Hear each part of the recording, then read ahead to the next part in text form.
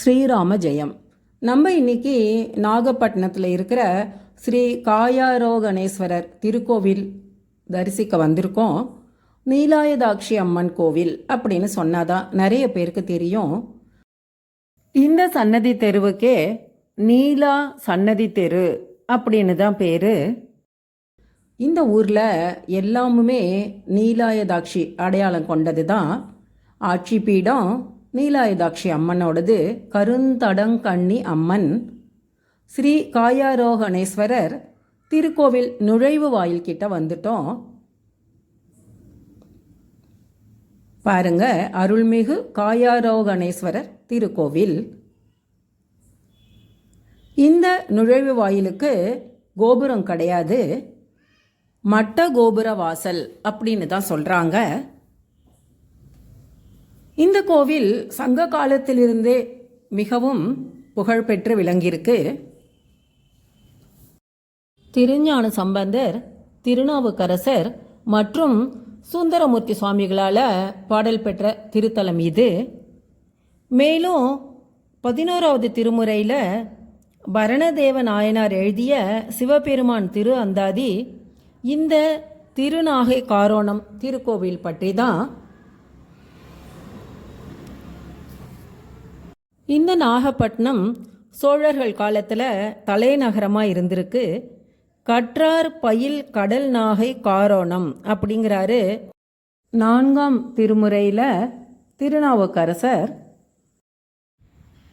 சிற்பங்களில் தியாகராஜர் இந்திரன் பூஜை பண்ணுற மாதிரி, நந்திகேஸ்வரர் பூஜை பண்ணுற மாதிரி பாருங்க. கண்ணப்பருடைய திருக்காட்சி, கண்ணப்ப நாயனாரோடது அப்படியே பார்த்துட்டே வந்தோம் சொன்னால் மார்க்கண்டேயருக்கு அருள் புரிஞ்சது காலசம்ஹார மூர்த்தி. சுற்றிலும் சப்த ரிஷிகள் சிவலிங்கத்தை பூஜை பண்ணுற மாதிரி சிற்பங்கள்லாம் ரொம்ப சிறப்பாக இருக்கு. இந்த திருக்கோவிலில் நாகராஜா பூஜை பண்ணியிருக்காரு. புண்டரீக முனிவர் முக்தி பெற்றிருக்காரு. அதிபத்த நாயனார் அப்படின்னு 63 நாயன்மார்களில் ஒருவர் அவதரித்த திருத்தலம் இது. இந்த சிவபெருமான் காட்சி கொடுத்திருக்காரு அவருக்கு. இப்போ நம்ம நாகாபரண பிள்ளையார தரிசனம் பண்ணுறோம். அப்படியே வந்தோம் சொன்னால் பாருங்க, இந்த விநாயகர் திருக்கோவில் சுற்றுச்சுவர்லேயே தட்சிணாமூர்த்தி மிக சிறப்பான திருக்கோலம். இப்போ கோவிலில் திருப்பணி வேலைகள் நடந்துட்டுருக்கு. அதை பற்றின கருத்தை பார்ப்போம். அடுத்தது நந்தி மண்டபம். மிக பெரிய நந்தி சுதை சிற்பமாக இருக்குது பாருங்க, மிக மிக அழகான வடிவம். இந்த திருநாகை காரணம் சப்த விடங்க தலத்தில் ஒன்று. சப்த விடங்க தலம்ங்கிறது இந்திரன் பூஜை பண்ணிய சிவலிங்கத்தோட மற்றும் 6 லிங்கங்கள் சேர்த்து முசுகுந்த சக்கரவர்த்திக்கு கொடுத்தாரு. அந்த மூலலிங்கம் திருவாரூரில் இருக்குது. மற்ற 6 லிங்கங்களும் வேறு ஸ்தலங்களில் இருக்குது. அந்த பற்றின ஒரு தனி பாடலே இருக்குது. சீரார் திருவாரூர் தென்னாகை நல்லாறு காரார் மறைக்காடு காராயில் பேரான ஒத்த திருவாய்மூர் உவந்த திருக்கோளிலி சப்தவிடங்க தலம்.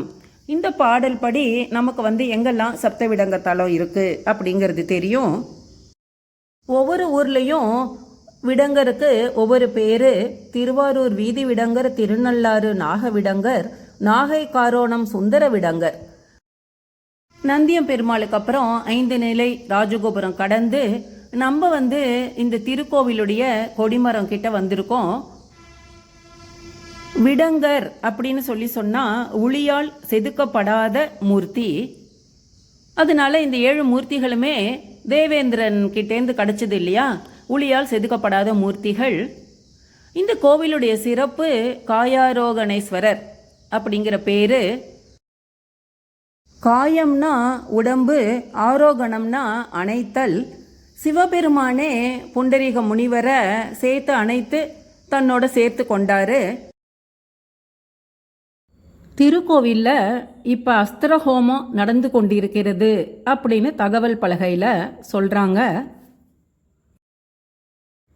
இந்த காயாரோகணேஸ்வரர் கோவில் 3 இடங்களில் இருக்குது. காஞ்சிபுரம், திருக்குடந்தை மற்றும் இந்த திருநாகையில் இருக்குது. புண்டரீக முனிவரை ஆலிங்கனம் செய்து ஆட்கொண்டாரு அப்படிங்கிறது வரலாறு. இப்போ நம்ம இந்த கோவிலில் மிக முக்கியமான ஒரு நாயன்மார் சன்னிதானம் போக போகிறோம். பாருங்க, இந்த படத்திலிருந்தே மிக தெளிவாக தெரியும். நம்ம அதிபத்த நாயனார் அப்படிங்கிற நாயன்மாரை பற்றி பார்க்க போகிறோம். இவர் இங்கே நாகப்பட்டினத்தில் கடற்கரையில் மீனவ குடும்பத்தில் இருந்தவர். சிறந்த சிவபக்தர். தினந்தோறும் தான் மீன் பிடிக்கும்போது முதல் மீனை சிவபெருமானுக்கு அர்ப்பணிப்பாராம். அப்படி செய்யும்போது சில நாளைக்கு ஒரே ஒரு மீன் வந்தால் கூட அதை சிவபெருமானுக்கே அர்ப்பணித்துட்டு வெறும் கையா வீட்டுக்கு வருவாராம். அந்த மாதிரி இருந்த சிவபக்தரை சோதிக்கிறதுக்காக சிவபெருமான் ஒரு நாளைக்கு முதல் மீனை தங்க மீனா கொடுத்தாராம்.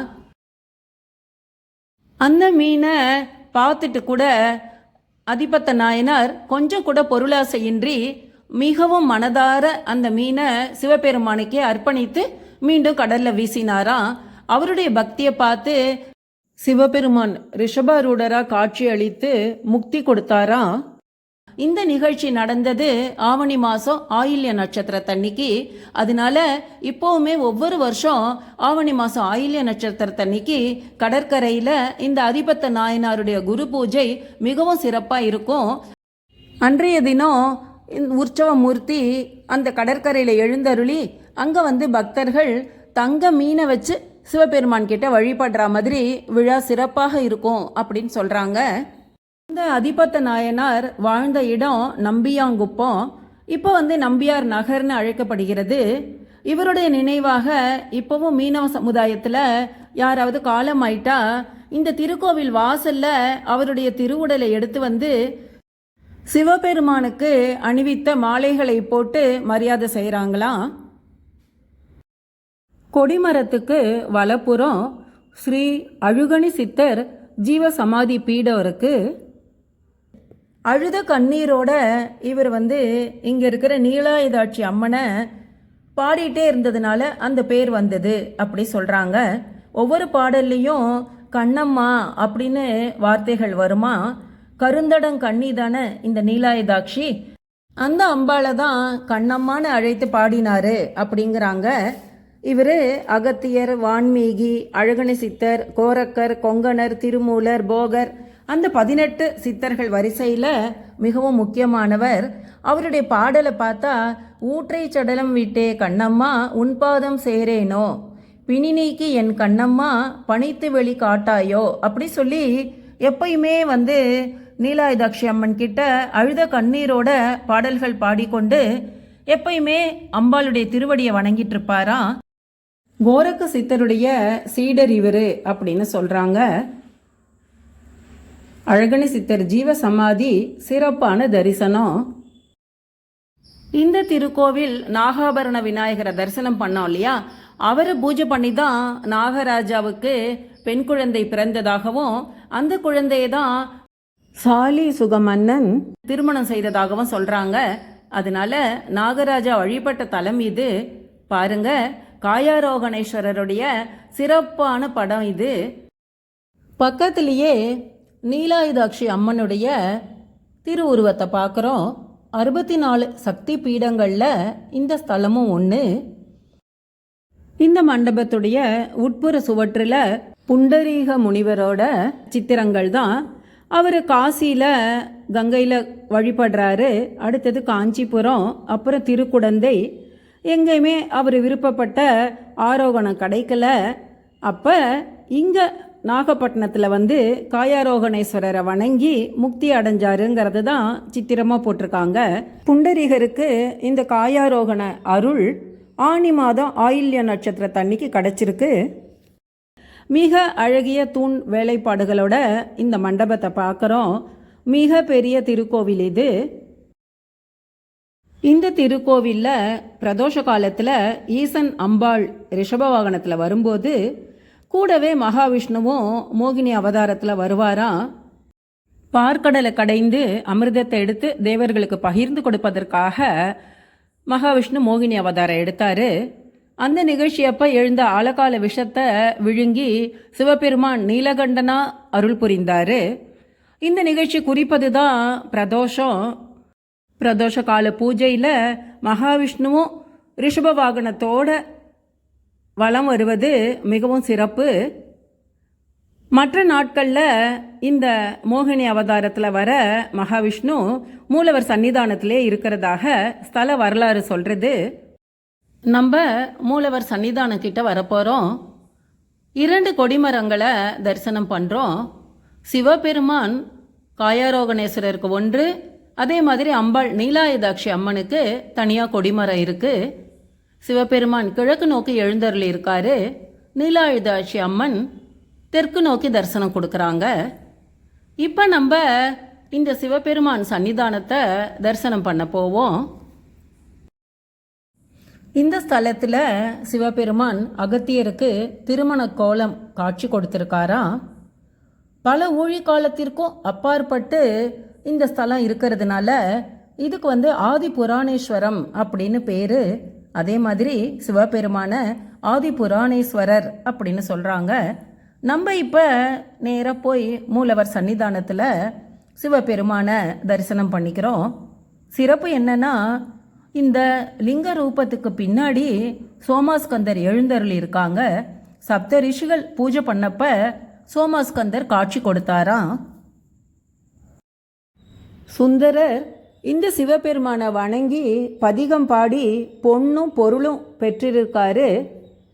புண்டரீக முனிவர் காயாரோகணம் பெற்று முக்தி பெற்றிருக்காரு. அதனால இகம் பரம் இரண்டுக்கும் அருள் புரியும் திரு காயாரோகணேஸ்வரரை சிறப்பான தரிசனம். அப்படியே வந்தோன்னா அடுத்தது தியாகராஜ சுவாமி சன்னிதானம். சப்த விடங்க தலத்தில் ஒன்று சுந்தர விடங்கர்னு பேர். இவர் புரியும் நடனத்துக்கு பாராவாரா நடனம், தரங்க நடனம் அப்படின்னு சொல்கிறாங்க. என்னன்னா, கடல் அலை போல இவருடைய நாட்டியம் இருக்குமா. திருவாரூரில் அஜபா நடனம், திருநள்ளாறில் உன்மத்த நடனம், அது மாதிரி ஒவ்வொரு விடங்க தலத்துலேயும் ஒரு வகை நடனம். கடற்கரையில் இருக்கிற தியாகராஜர் தரங்க நடனம் ஆடுவது இயல்பு தானே. தரிசனம் முடிஞ்சு அப்படியே வரும்போது நம்ம இந்த அஸ்திர ஹோமத்தை தரிசனம் பண்ணுற பாக்கியம் கிடைத்தது. அஸ்திர ஹோமம் எதை வேண்டி இங்கே பண்ணுறாங்கன்னா, கும்பாபிஷேக திருப்பணி விரைவில் முடியணும் அப்படிங்கிறதுக்காக 15 நாட்கள் தொடர்ந்து அஸ்திர ஹோமம் இங்கே நடந்திருக்கு. நம்ம இந்த திருக்கோவில் தரிசனம் போனப்போ அஸ்திர ஹோமம் பார்த்தோம். சிறப்பு என்னன்னா, இந்த வீடியோ பதிவு வெளிவரும்போது கும்பாபிஷேக தேதி நிர்ணயிக்கப்பட்டுள்ளது. காயாரோகணேஸ்வரர் சந்நிதியோட தெற்கு வாசல் நுழைவு வாயில் கர்ப்பகிரகத்துக்கு பக்கத்திலே பாருங்க தியாகராஜர் சன்னிதானம். நம்ம இப்போ அப்படியே சுற்றுப்பிரகாரத்துலேருந்து பார்க்குறோம் சுந்தர விடங்கர் சன்னிதானம். இது ஜீரணோதாரண கும்பாபிஷேக பணிகளில் ஏற்பட்ட காலதாமதம் தடங்கல்களை தவிர்க்கிறதுக்காக செய்த அஸ்திரஹோமம் சிறப்பான பலனை கொடுத்திருக்கு. கும்பாபிஷேக தேதி குரோதி வருடம் தை மாதம் 28ஆம் தேதி. அதே மாதிரி ஆங்கில வருடத்தில் 2025ஆம் வருடம் பிப்ரவரி மாதம் 10ஆம் தேதியாக நிர்ணயிக்கப்பட்டுள்ளது. பிராகாரத்தில் அருணாச்சலேஸ்வரரை பார்க்குறோம். அதுக்கப்புறம் விநாயகர், 3 சக்திகள் இச்சா சக்தி, ஞானசக்தி, கிரியாசக்தி, இரட்டை பிள்ளையாரை பார்க்குறோம். அடுத்ததாக புண்டரீக முனிவரும் சாலிகன், அந்த நாகக்கண்ணிகையை திருமணம் புரிந்தாள் இல்லையா, அந்த சூரிய வம்சத்து ராஜாவை தரிசனம் பண்ணிக்கிறோம். அடுத்ததாக அஷ்டதிக் பாலகர்களை பிராகாரத்தில் பார்க்குறோம். இந்திரன், யமன், வருணன், குபேரன், நிருதி, அக்னி, வாயு, ஈசானன் எல்லாரையும் தரிசனம் பண்ணிக்கிறோம். அப்படியே தொடரும்போது சப்த கன்னிகைகள், அதுக்கடுத்தது 63 நாயன்மார்களையும் மிக அழகாக பிரதிஷ்டை பண்ணியிருக்காங்க.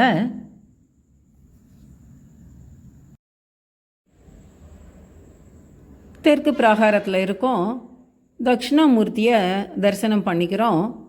சனகாதி முனிவர்கள் தட்சிணாமூர்த்திக்கு இருபுறமும் இருக்கா மாதிரி அமைப்பு பாருங்க.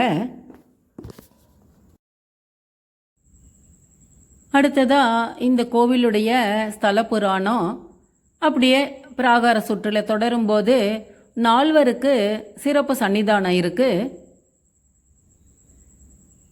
அடுத்ததாக அஸ்திர தேவர் சூலாயுதம் தான் அஸ்திர தேவர் தரிசனம் பண்ணிக்கிறோம். மாவடி பிள்ளையார். அடுத்ததாக காருமுகீஸ்வரர் லிங்கம் தரிசனம் பண்ணிக்கிறோம்.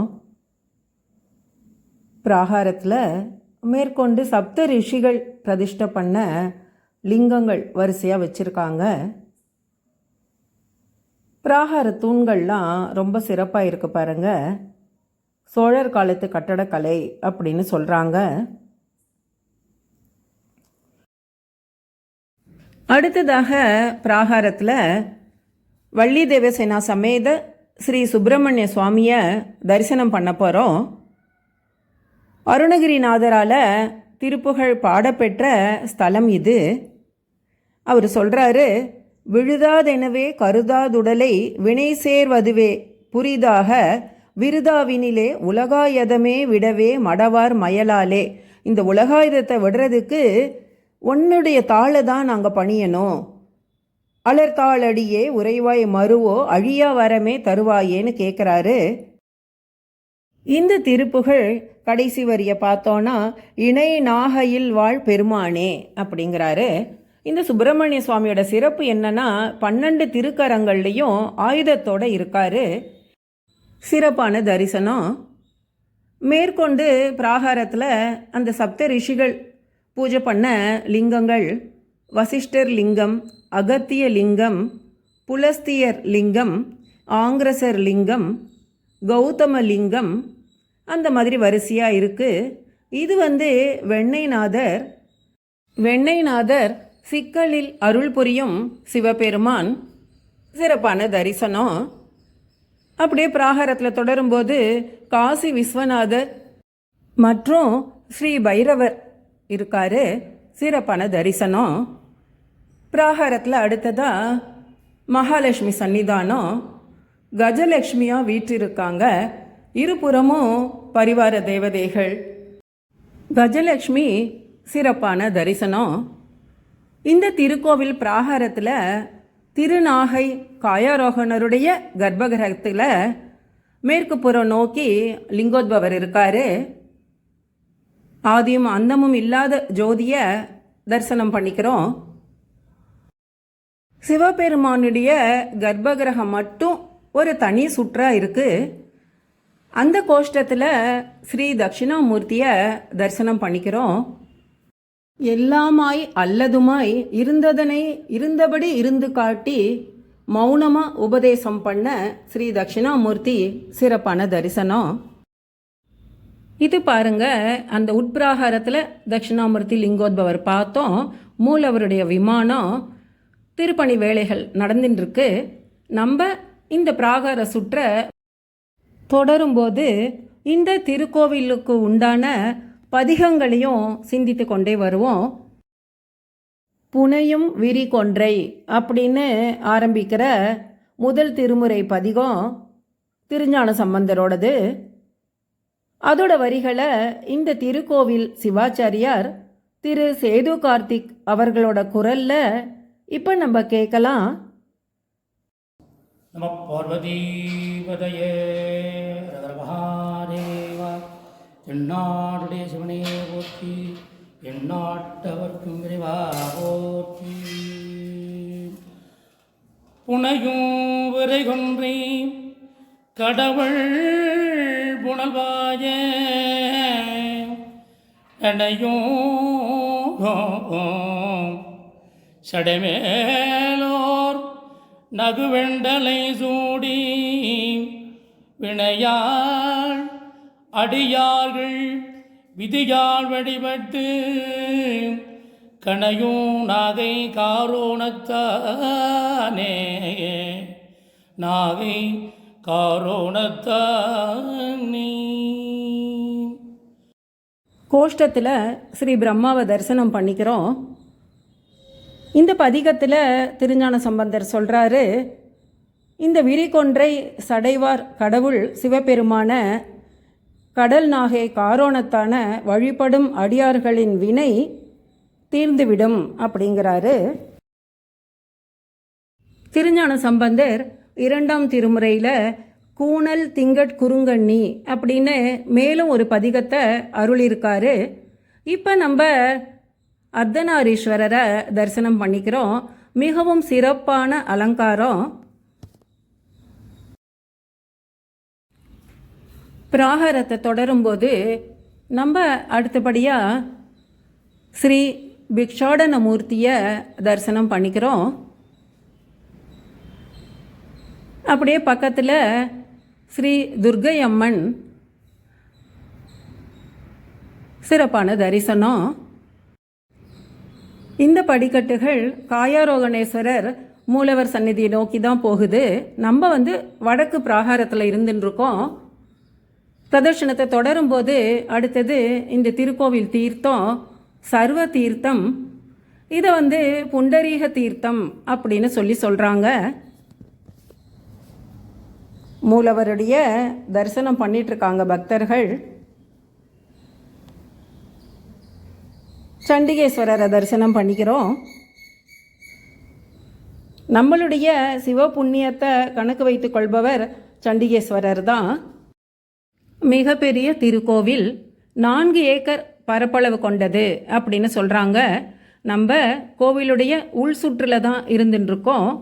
இது நம்ம தரிசனம் பண்ண மகாலட்சுமி சன்னிதானம். இப்போ இந்த வடக்கு பிராகாரத்தை தொடர்கிறோம். அடுத்தது சனீஸ்வர பகவான் சன்னிதானம். இது தசரதரால் பிரதிஷ்டை பண்ணப்பட்ட சனீஸ்வர பகவான்.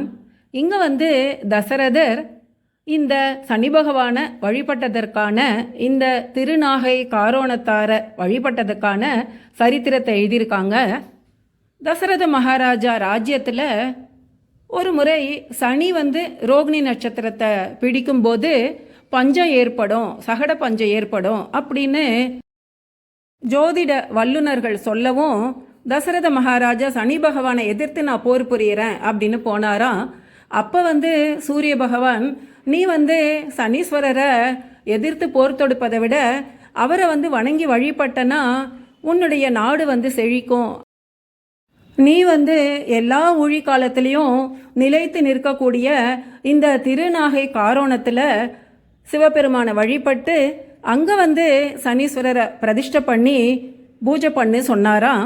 அதனால தசரத மகாராஜா இந்த திருநாகை காரோணத்தில் சனீஸ்வரரை பிரதிஷ்டை பண்ணி சனீஸ்வரரும் அவருக்கு அனுகிரகம் புரிந்து அந்த ரகுவம்சம் தழைத்தது அப்படி சொல்கிறாங்க. தசரதருக்கு அருள் புரிஞ்ச சனி பகவான் சன்னிதானத்தை நம்மளும் வழிபடுறோம். அருகிலேயே நவகிரகங்களும் பிரதிஷ்டை பண்ணியிருக்காங்க. தில்லை மாநகர் சிற்றம்பலவனாருக்கு எல்லையில்லதோர் அடிமை பூண்டவருக்கு அல்லல் என் செய்யும் அறிவினைதான் என் செய்யும். அந்த சிவகாம சுந்தரி சமேத நடராஜ பெருமாளை தரிசனம் பண்ணிக்கிறோம். உள்பிராகாரம் பிரதர்ஷனம் முடிஞ்சு மீண்டும் மூலவரை மனசில் பிரார்த்தனை பண்ணிட்டு வெளியில் வரோம்.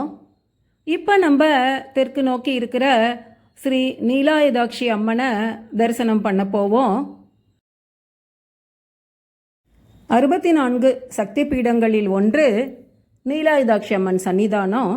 இங்கே பருவமடைந்த பெண்ணாக நீலாயுதாட்சி அம்மன் இருக்காங்க. அவங்களுக்கு பாதுகாவலாக நந்தி பகவானை சிவபெருமான் அனுப்பும்போது நந்தியம் பெருமான் வலக்கண்ணால் நீலாயுதாட்சி அம்பாள் சன்னதியையும் இடக்கண்ணால் சிவபெருமான் சன்னதியையும் பார்க்குற மாதிரி அமர்ந்தாராம். இரட்டை பார்வை நந்தி அப்படின்னு அழைக்கிறாங்க.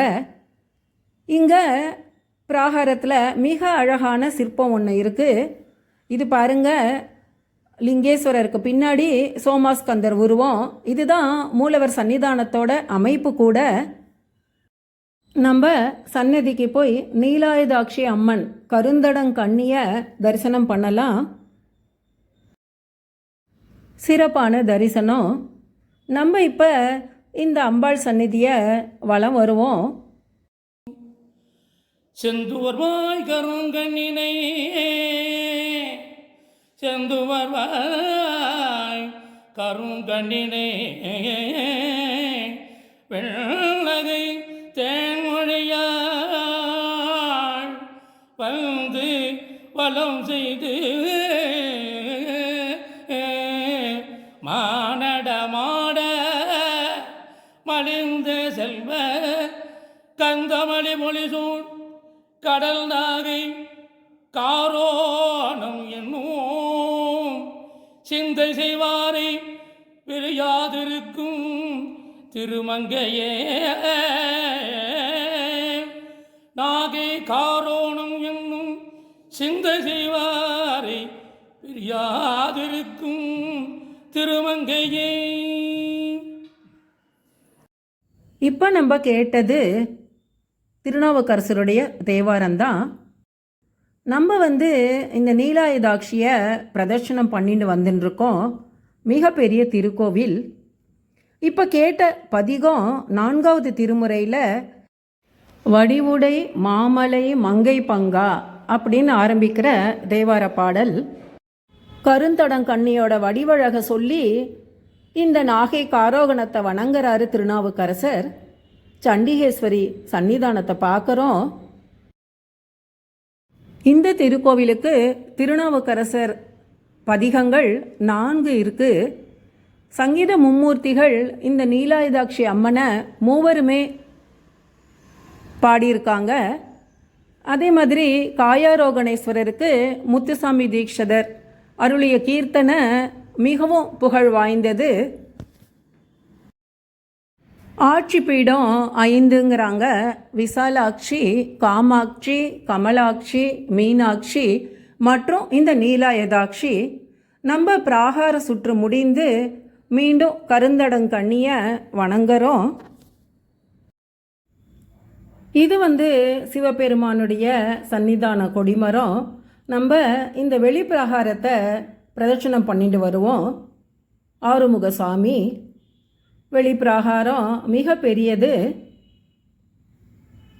பிராகார சுற்று ஆரம்பிக்கும் போதே தெற்கு பக்கத்தில் ஸ்ரீ சஞ்சீவி ஆஞ்சநேயர், மிகவும் சிறப்பான தரிசனம். திருக்கோவில் காண்டாமணி ரொம்ப சிறப்பாக இருக்குது. இந்த ஸ்தலம் காசியை போன்று மிகவும் சிறப்பானது. காசியில் இருக்க மாதிரியே முக்தி மண்டபம் இங்கே இருக்கிறது சிறப்பு. காசியில் நடக்கிற மாதிரியே இங்கேயும் பஞ்சக்ரோச யாத்திரை ரொம்ப சிறப்பு. ஆனி மாதம் கிருஷ்ண பக்ஷ அஷ்டமியில் இந்த பஞ்சக்ரோச யாத்திரை நடக்கிறது. சிவபெருமான் அருகிலுள்ள பொய்யூர், பாப்பா கோவில், சிக்கல், பாலூர், வடகுடி, தெத்தி, நாகூர் அது மாதிரி சப்தஸ்தானங்களுக்கு சென்று அங்கே தரிசனம் கொடுத்து அடுத்த நாளைக்கு காலம்பர இந்த திருநாகை காரணம் கோபுர வாசலில் திருமண கோலத்தில் தரிசனம் தருவாராம் சிவபெருமான். இந்த யாத்திரை திருமண கோல தரிசனம் சாலிசுக ராஜாக்கு தரிசனம் கொடுத்ததுக்கு நிகராக அப்படின்னு ஐதீகம். நம்ம வெளிப்பிராகாரம் பிரதர்ஷனம் பண்ணிட்டு வந்துட்டுருக்கோம். சுந்தரர் 7ஆம் திருமுறையில் இந்த திருக்கோவிலுக்கு பதிகம் பாடியிருக்காரு. இந்த பதிகத்தை பாடி சிவபெருமான் கிட்ட பொன், பொருள் மற்றும் குதிரையும் வாங்கிட்டு போனதா சொல்கிறாங்க. அதனால இப்போவும் இந்த கோவிலில் பிரம்மோற்சவத்தப்ப குதிரை வாகனம் கிடையாது. சுந்தரருக்கு பொன்னும் பொருளும் கிடைத்த அந்த பதிகத்தை நம்ம இப்போ பார்க்கலாம். பத்தூர்பு கிறந்துண்டு பலபதிகம் பாடி பாவையரை கிரிபேசி படிராடி திரிவீர் செத்தார்தம் எலும்பணிந்து சேவேரி திரிவீர் செல்வத்தை மறைத்து வைத்தீர் எனக்கொரு நாள் இறங்கீர் முத்தாரம் இலங்கி மிளிர் மணி வைரக்கோவை அவை பூணத் தந்தருளி மைகினிதானாரும் கஸ்தூரி கமல் சாந்து பணித்தருள வேண்டும் கடல் நாகை காரோணம் மேவி இருந்தீரே அப்படிங்கிறாரு.